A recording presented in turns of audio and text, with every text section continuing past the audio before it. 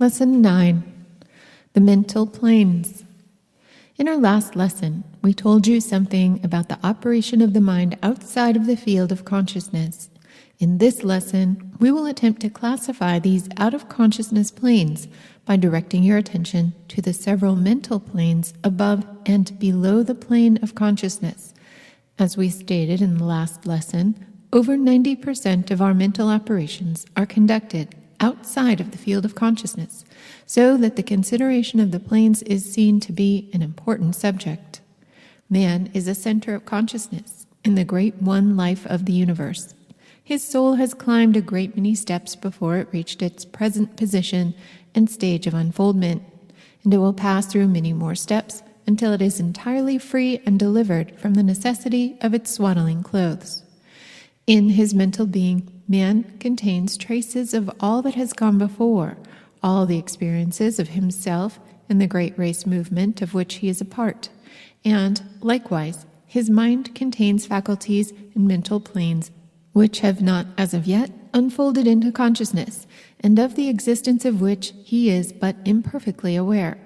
All of these mental possessions, however, are useful and valuable to him, even the lowest. The lowest may be used to advantage under proper mastery and are only dangerous to the man who allows them to master him instead of serving him as they should, considering his present stage of development. In this consideration of the several mental planes, we shall not confine ourselves to the technical occult terms given to these several planes, but will place them in general groups and describe the features and characteristics of each, rather than branch off into long explanations of growth and reason of the several planes, which would take us far away from the practical consideration of the subject. Beginning at the lowest point of the scale, we see that man has a body. The body is composed of minute cells of protoplasm. These cells are built of countless molecules, atoms, and particles of matter, precisely the same matter that composes the rocks, trees, air, etc. around him. The Yogi philosophy tells us that even the atoms of matter have life and an elementary manifestation of mind, which causes them to group together according to the law of attraction, forming different elements, combinations, etc. This law of attraction is a mental operation and is the first evidence of mental choice, action, and response. Below this is prana, or force, which, strictly speaking, is also a manifestation of mind, although for convenience we designate it as a separate manifestation of the Absolute. And therefore we find that this law of attraction between the atoms and particles of matter is a mental action, and that it belongs to man's mental kingdom, because he has a body, and this mental action is continually going on in his body. So therefore this is the lowest mental plane to be considered in the making up of the man. This plane is, of course, far sunken beneath the plane of consciousness and is scarcely identified with the personality of the man at all, but rather belongs to the life of the whole, manifest in the rock as well as in the man. But after these atoms have been grouped by the law of attraction and have formed molecules of matter, they are taken possession of by a higher mental activity and built up into cells by the mental action of the plant. The life impulse of the plant begins by drawing to it certain particles of inorganic matter, chemical elements, and then building them into a single cell. Oh, the mystery of the cell! The intellect of man is unable to duplicate this wonderful process.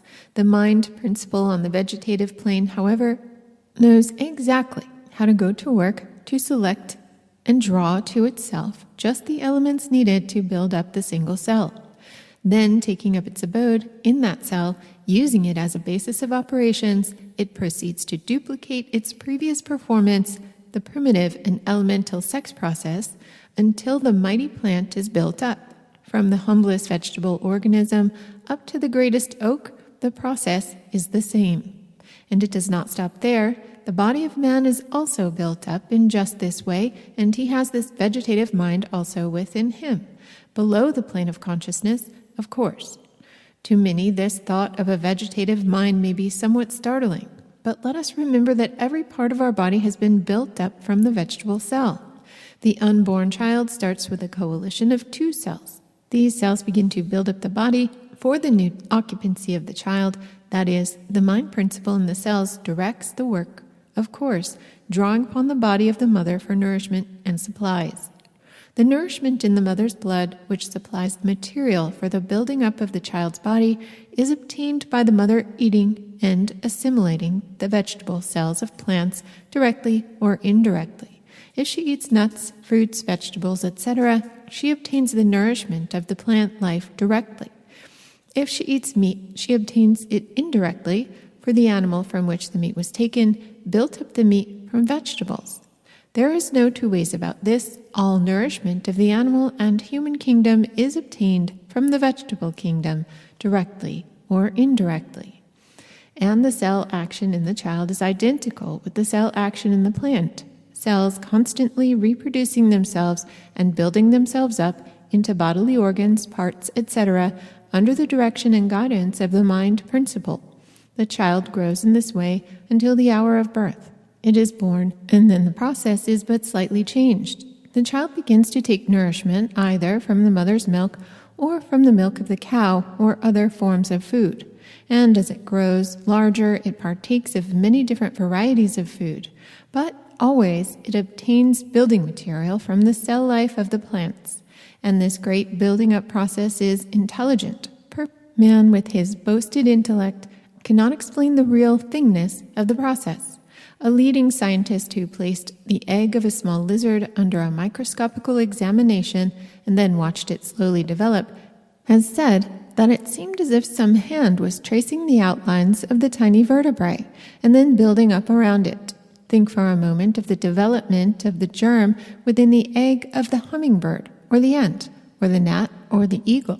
Every second change may be noticed. The germ cell draws to itself nourishment from the other part of the egg, and then it grows and reproduces another cell. Then both cells divide, then subdivide until there are millions and millions of cells. And all the while, the building up process continues, and the bird or insect assumes shape and form until at last the work is accomplished and the young bird emerges from the egg. And the work thus commenced continues until the death of the animal. For there is a constant using up and breaking down of cell tissue, which the organism must replace. And so the vegetative mind of the plant or insect or animal or man is constantly at work, building up new cells from the food, throwing out worn out and used up material from the system. Not only this, but it attends to the circulation of the blood in order that the materials for the building up may be carried to all parts of the system. It attends to the digestion and assimilation of the food, the wonderful work of the organs of the body. It attends to the healing of wounds, the fight against disease, the care of the physical body, and all this out of the plane of consciousness in that infant male, the animal world, the vegetable kingdom, ever at work, untiring, intelligent, wonderful. And this plane of mind is in man as well as in the plant, and it does work without aid from the conscious part of man, although man may interfere with it by adverse conscious thought, which seems to paralyze its efforts.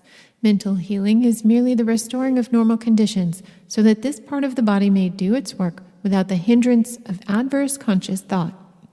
On this plane of the mind is found all of the vital functions and operations. The work is done out of consciousness, and the consciousness is aware of this part of the mind only when it makes demands upon the conscious for food, etc. On this plane also resides the elementary instinct that tends toward reproduction and sexual activity. The demand of this part of the mind is always increase and multiply, and according to the stage of growth of the individual is the mandate carried out, as we shall see presently. The elementary impulses and desires that we find rising into the field of consciousness come from this plane of the mind. Hunger, thirst, the reproductive desires are its message to the higher parts of the mind, and these messages are natural and free from the abuses and prostitution often observed attached to them by the intellect of man in connection with his unrestrained animal impulses. Gluttony and unnatural lust arise not from the primitive demand of this plane of the mind, for the lower animals even are free from them to a great extent, but it is reserved for man to so prostitute these primitive natural tendencies in order to gratify unnatural and artificial appetites which serve to frustrate nature rather than to aid her. As life advanced in the scale and animal forms appeared on the scene, new planes of mind were unfolded in accordance to the necessity of the living forms. The animal was compelled to hunt for his food, to prey upon other forms, and to avoid being preyed upon by others. He was compelled to struggle for the unfoldment of latent powers of his mind that would give him means to play his part in the scheme of life. He was compelled to do certain things in order to live and reproduce his kind, and he demanded not in vain, for there came to him slowly an unfolding knowledge of the things necessary for the requirements of his life. We call this instinct. But pray remember, by instinct, we do not mean the still higher something that is really rudimentary intellect that we notice in higher animals. We are speaking now of the unreasoning instinct observed in the lower animals and to a certain degree in man. This instinctive plane of mentality causes the bird to build its nest before its eggs are laid, which instructs the animal mother how to care for its young when born and after birth, which teaches the bee to construct its cell and to store up its honey. These and countless other things in animal life and in the higher form of plant life are manifestations of instinct, that great plane of the mind. In fact, the greater part of the life of the animal is instinctive, although the higher forms of animals have developed something like rudimentary intellect or reason, which enables them to meet new conditions where intellect alone fails them. And man has this plane of mind within him, below consciousness. In fact, the lower forms of human life manifest but little intellect and live almost altogether according to their instinctive impulses and desires. Every man has this instinctive mental region within him, and from it are constantly arising impulses and desires to perplex and annoy him, as well as to serve him occasionally. The whole secret consists in whether the man has mastery of his lower self or not. From this plane of the mind arise the hereditary impulses coming down from generations of ancestors, reaching back to the cavemen and still further back to the animal kingdom. A queer storehouse is this. Animal instincts, passions, appetites, desires, feelings, sensations, emotions, etc. are there. Hate, envy, jealousy, revenge, the lust of the animal seeking the gratification of his sexual impulses, etc., etc., are there and constantly intruding upon our attention until we have asserted our mastery. And often the failure to assert this mastery comes from an ignorance of the nature of the desire, etc. We have been taught that these were bad without being told why, and we have feared them and thought them the promptings of an impure nature or depraved mind, etc. This is all wrong. These things are not bad of themselves. They came to us honestly. They are our heritage from the past. They belong to the animal part of our nature and were necessary to the animal in his stage of development. We have the whole menagerie within us, but that does not mean that we should turn the beasts loose upon ourselves or others. It was necessary for the animal to be fierce, full of fight, passionate, regardless of the rights of others, etc., but we have outgrown the stage of development, and it is ignoble for us to return to it or allow it to master us. This lesson is not intended as a discourse upon ethics or morals. We do not intend going into a discussion of the details of right and wrong, for we have touched upon the phase of the subject in other works. But we feel justified in calling your attention to the fact that the human mind intuitively recognizes the rightness of the living up to that which comes to us from the highest parts of the mind, the highest product of our unfoldment, and it likewise intuitively recognizes the wrongness of the failing back into that which belongs to the lower stages of our mentality, to the animal part of us, that is our heritage from the past and that which has gone before. While we may be puzzled about the many details of morals and ethics and may not be able to explain why we consider certain things right or wrong, we still intuitively feel that the highest right of which we are capable is the acting out of that which is coming to us from the highest pole of our mental being, and the lowest wrong consists in doing that which carries us back to the life of the lower animals, insofar as mentality is concerned. Not because there is anything absolutely wrong in the mental processes and consequent of the animals in themselves. They are all right and perfectly natural in the animals, but we intuitively recognize that for us to fall back to the animal stage is going backward in the scale of evolution. We intuitively shrink at an exhibition of brutality and animality on the part of a man or woman. We may not know just why, but a little reflection will show us that it is sinking in the evolutionary scale, against which the spiritual part of us revolts and protests. But this must not be construed to mean that the advanced soul looks upon the animal world with disgust or horror. On the contrary, there is nowhere to be found a higher respect for animal life and being than among the yogi and other advanced souls.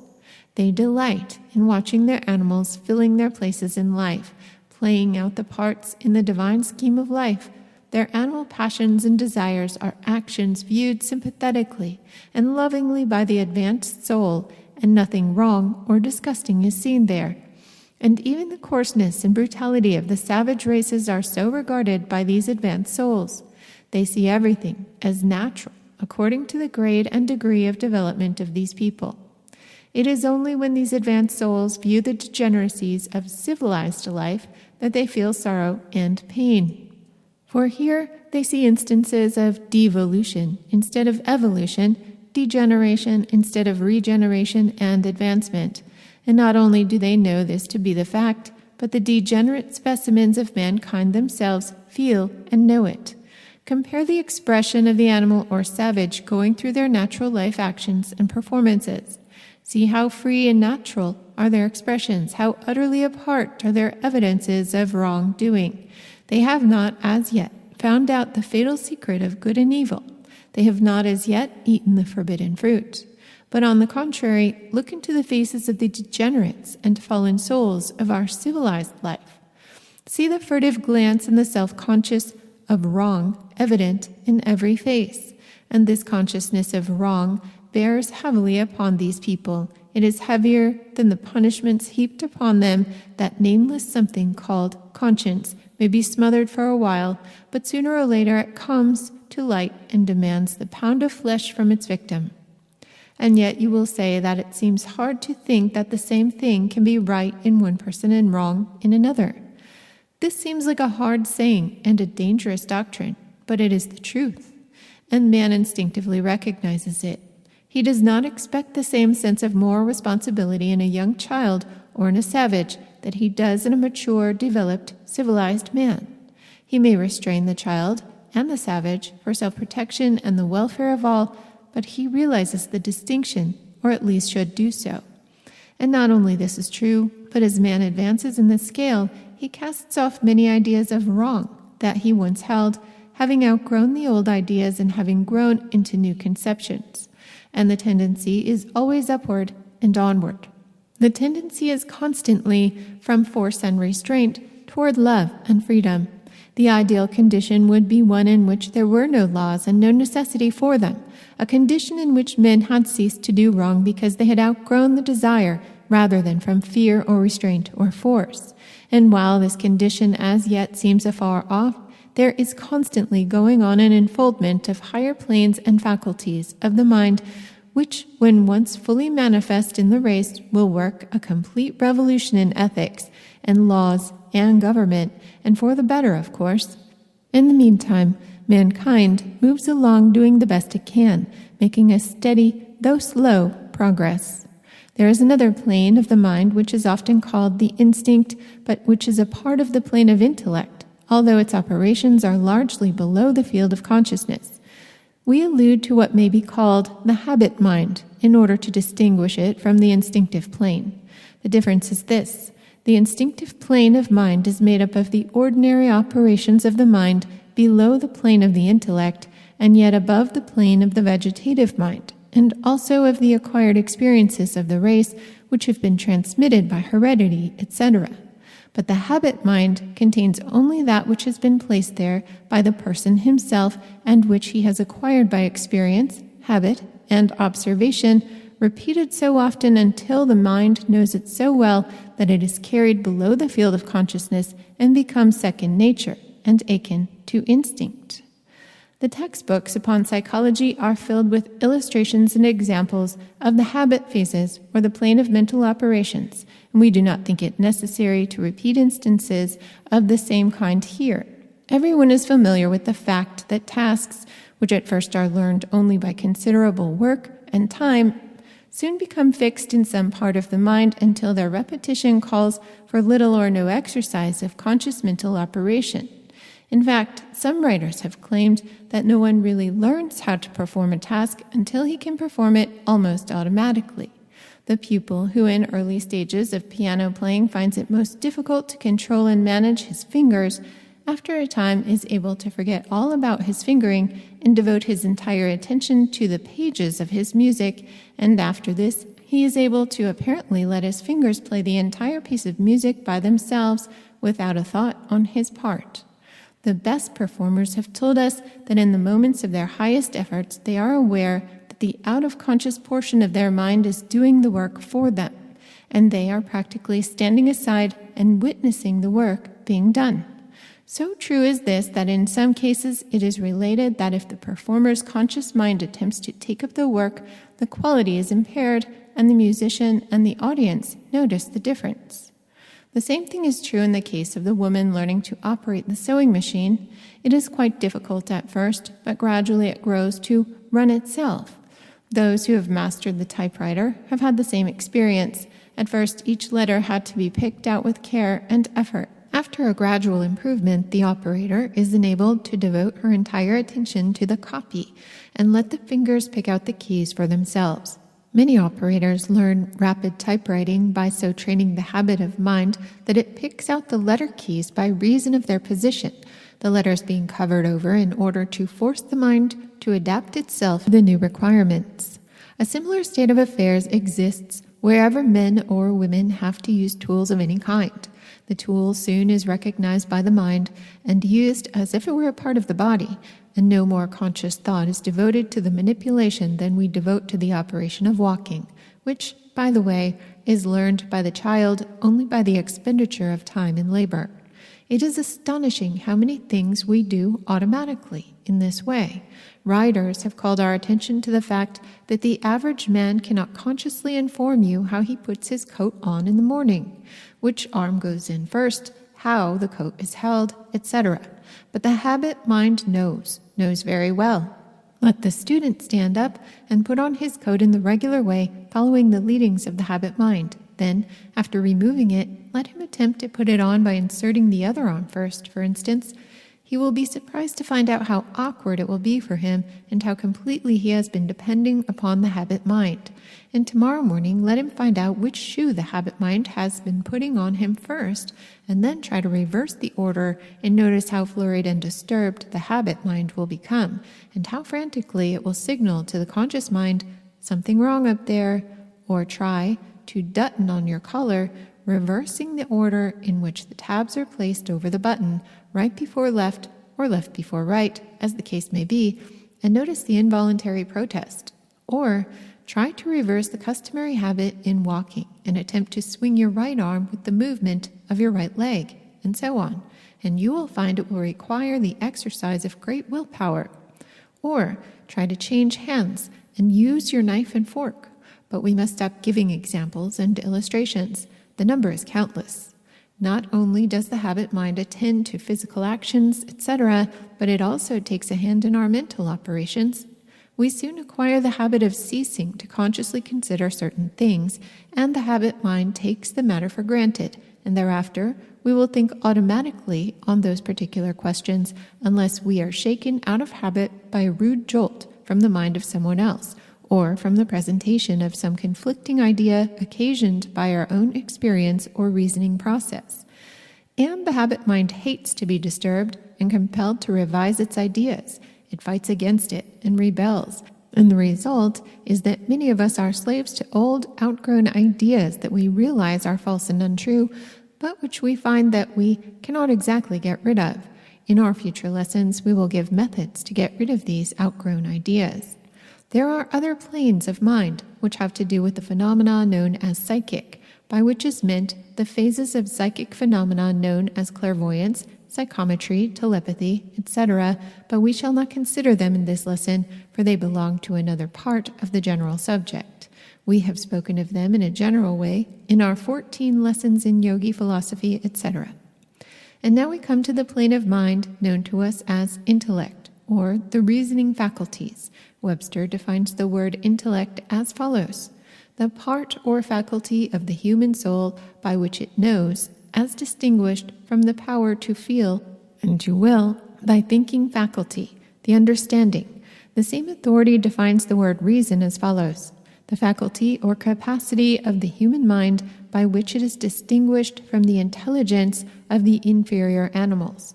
We shall not attempt to go into a consideration of the conscious intellect, for to do so we would be compelled to take up the space of the remaining lessons of the course. And besides, the student may find extended information on this subject in any of the textbooks on psychology. Instead, we will consider other faculties and planes of mind which the said textbooks pass by rapidly, or perhaps deny. And one of these planes is that of unconscious reasoning, or intellect. To many this term will seem paradoxical, but students of the unconscious will understand just what is meant. Reasoning is not necessarily conscious in its operations. In fact, a greater part of the reasoning processes are performed below or above the conscious field. In our last lesson, we have given a number of examples proving this fact, but a few more remarks may not be out of place, nor without interest to the student.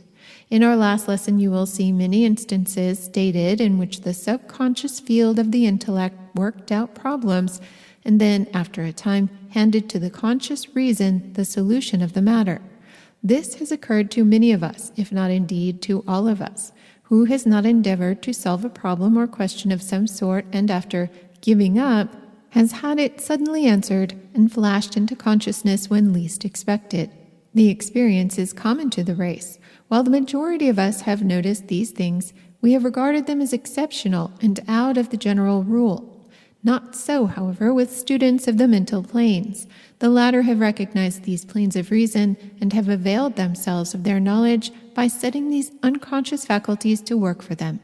In our next lesson, we will give directions to our students regarding this accomplishment, which may prove of the greatest importance to those who will take the trouble to practice the directions given. It is a plan that is known to the majority of men who have done things in the world. The majority of them, however, have discovered the plan for themselves as a result of a need or demand upon the inner powers of the mind. The plane of mind immediately above that of intellect is known as intuition. Intuition is defined by Webster as follows: direct apprehension or cognition, immediate knowledge as in perception or consciousness involving no reasoning process, quick or ready insight or apprehension. It is difficult to explain just what is meant by intuition, except to those who have experienced it, and these people do not need the explanation. Intuition is just as real a mental faculty as intellect, or to be more exact, is just as much a collection of mental faculties. Intuition is above the field of consciousness, and its messages are passed downward, though its processes are hidden. The race is gradually unfolding into the mental plane of intuition, and the race will someday pass into full consciousness on that plane. In the meantime, it gets but flashes and glimpses from the hidden region. Many of the best things we have come from that region: art, music, the love of beautiful and good poetry, the higher form of love, spiritual insight to a certain degree, intuitive perception of the truth, etc., etc., come from this region. These things are not reasoned out by the intellect, but seem to spring full-born from some unknown region of the mind. In this wonderful region dwells genius. Many, if not all of the great writers, poets, musicians, artists, and other examples of genius have felt that their power came to them from some higher source. Many have thought that it emanated from some being kindly to them who would inspire them with power and wisdom. Some transcendent power seemed to have been called into operation, and the worker would feel that his product or creation was not his handiwork, but that of some outside intelligence. The Greeks recognized this something in man and called it man's demon. Plutarch, in his discourse on the demon that guided Socrates, speaks of the vision of Timarchus, who, in the case of Trophonius, saw spirits which were partly attached to the human bodies and partly over and above them, shining luminously over their heads. He was informed by the oracle that the part of the spirit which was immersed in the body was called the soul, but that the outer and unimmersed portion was called the demon. The oracle also informed him that every man had his demon, whom he is bound to obey. Those who implicitly follow that guidance are the prophetic souls, the favorites of the gods. Goethe also spoke of the demon as a power higher than the will, and which inspired certain natures with miraculous energy. We may smile at these conceptions, but they are really very close to the truth. The higher regions of the mind, while belonging to the individual and a part of himself, are so far above his ordinary consciousness that to all intents and purposes, messages from them are as orders from another and higher soul. But still the voice is that of the I, speaking through its sheaths as best it is able. This power belongs to every one of us, although it manifests only in the degree that we are able to respond to it. It grows by faith and confidence and closes itself up and withdraws into its recesses when we doubt it and would question its veracity and reality. What we call originality comes from this region. The intuitive faculties pass on to the conscious mind some perception of truth higher than the intellect has been able to work out for itself. And so, it is called the work of genius. The advanced occultist knows that in the higher regions of the mind are locked up intuitive perceptions of all truth, and that he who can gain access to these regions will know everything intuitively and as matter of clear sight, without reasoning or explanation. The race has not yet reached the heights of intuition. It is just beginning to climb the foothills, but it is moving in the right direction. It will be well for us if we will open ourselves to the higher inner guidance and be willing to be led by the Spirit. This is a far different thing from being led by outside intelligence, which may or may not be qualified to lead. But the Spirit within each of us has our interests at heart and is desirous of our best good, and is not only ready but willing to take us by the hand and lead us on. The higher self is doing the best it can for our development and welfare, but is hampered by the confining sheaths. And alas, many of us glory in these sheaths and consider them the highest part of ourselves. Do not be afraid to let the light of the Spirit pierce through these confining sheaths and dissolve them. The intuition, however, is not the Spirit, but it is one of its channels of communication to us. There are other and still higher planes of mind, but the intuition is the one next in line of unfoldment, and we should open ourselves to its influence and welcome its unfoldment. Above the plane of intuition is that of the cosmic knowing, upon which we will find the consciousness of the oneness of all. We have spoken of this plane in our lesson on the unfoldment of consciousness. When one is able to conscious on this plane, this exalted plane of mind, he is able to see fully, plainly, and completely that there is one great life underlying all the countless forms and shapes of manifestation. He is able to see that separateness is only the working fiction of the universe. He is able to see that ego is but a center of consciousness in the great ocean of life, all in pursuance of the divine plan, and that he is moving forward toward higher and higher planes of manifestation, power, and individuality in order to take a greater and grander part in the universal work and plans. The cosmic knowing in its fullness has come to but a few of the race, but many have had glimpses, more or less clear, of its transcendent wonder, and others are on the borderland of this plane. The race is unfolding gradually, slowly but surely, and those who have had this wonderful experience are preparing others for a like experience. The seed is being sown, and the harvest will come later. This and other phases of the higher forms of consciousness are before the race. The individuals who read this lesson are perhaps nearer to it than they think. Their interest in the lessons is an indication of that hunger of the soul, which is a prophecy of the satisfaction of the cry for spiritual bread. The law of life heeds these cries, for aid and nourishment and responds accordingly, but along the lines of the highest wisdom and according to the real requirements of the individual. Let us close this lesson with a quotation from Light on the Path, which bears directly upon the concluding thought. Read it carefully and let it sink deep down into your inner consciousness, and you will feel the thrill of joy that comes to him who is nearing the goal. Look for the flower to bloom in the silence that follows the storm. Not till then.